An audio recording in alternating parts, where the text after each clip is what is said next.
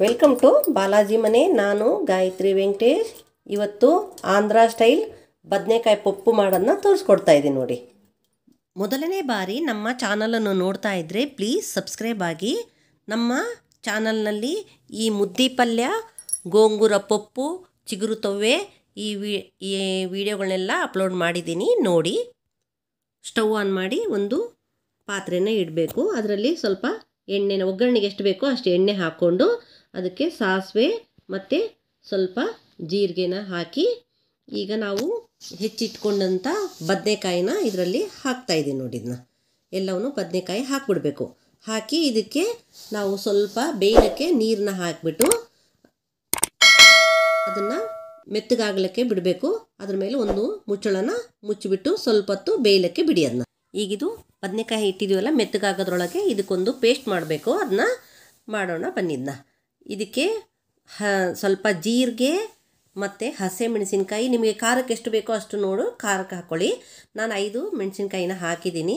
ಮತ್ತು ಇದರಲ್ಲಿ ಸ್ವಲ್ಪ ಉಪ್ಪು ಎಲ್ಲದನ್ನು ಹಾಕಿಬಿಟ್ಟು ಮಿಕ್ಸಿಗೆ ಹಾಕಿ ಪೇಸ್ಟ್ ಮಾಡ್ಕೊಂಬರ್ಬೇಕು. ಇದನ್ನ ಈಗ ಇದನ್ನು ಪೇಸ್ಟ್ ಮಾಡ್ಕೊಂಬಂದಿದ್ವಲ್ಲ, ಈ ಪೇಸ್ಟ್ನ ಈ ಬದನೆಕಾಯಿನಲ್ಲಿ ಹಾಕಬೇಕು ನೋಡಿ. ಇದನ್ನು ಎಲ್ಲದನ್ನು ಹಾಕಿಬಿಟ್ಟು ಅದಕ್ಕೆ ಸ್ವಲ್ಪ ಇದು ಬರ್ತಾಯಿಲ್ಲ, ಅದಕ್ಕೋಸ್ಕರನೇ ಸ್ವಲ್ಪ ನೀರು ಹಾಕಿ ಅದನ್ನೇ ಕೈ ಆಡಿಬಿಟ್ಟು ಹಿಂಗೆ ಹಾಕ್ತಾಯಿದ್ದೀನಿ ನೋಡಿ. ಇದನ್ನು ಹೆಂಗೋ ಅದಕ್ಕೆ ಸ್ವಲ್ಪ ನೀರು ಹಾಕಬೇಕಲ್ಲ, ಅದಕ್ಕೆ ನೀರು ಹಾಕಿ ಹಾಕ್ತಾಯಿದ್ದೀನಿ. ಅದಕ್ಕೆ ಸ್ವಲ್ಪ ಅರಿಶಿನ ಪುಡಿ ಮತ್ತು ಕರಿಬೇವು ಹಾಕಿ ಒಂದು ಸಲ ಚೆನ್ನಾಗಿ ಕೈ ಆಡ್ಕೊಳ್ಳಿ.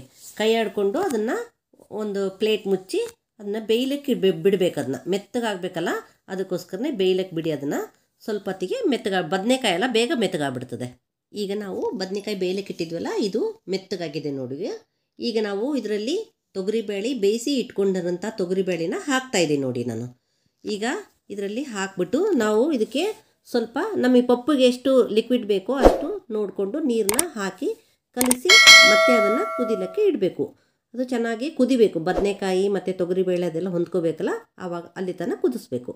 ಈಗ ನಾವು ಇದು ಎಲ್ಲ ಬೇಳೆ ಅದೆಲ್ಲ ಬೇಯಲಿಕ್ಕೆ ಇಟ್ಟಿದ್ವಲ್ಲ, ಈಗ ನೋಡಿರಿ ಇದು ಈ ಥರ ಕುದೀತಾ ಇದೆ. ಈ ಥರ ಕುದಿಬೇಕು, ಎಲ್ಲ ಹೊಂದ್ಕೋಬೇಕಲ್ಲ, ಆ ಥರ ಎಲ್ಲ ಹೊಂದ್ಕೊಂಡಿದೆ ನೋಡಿರಿ ಇದು.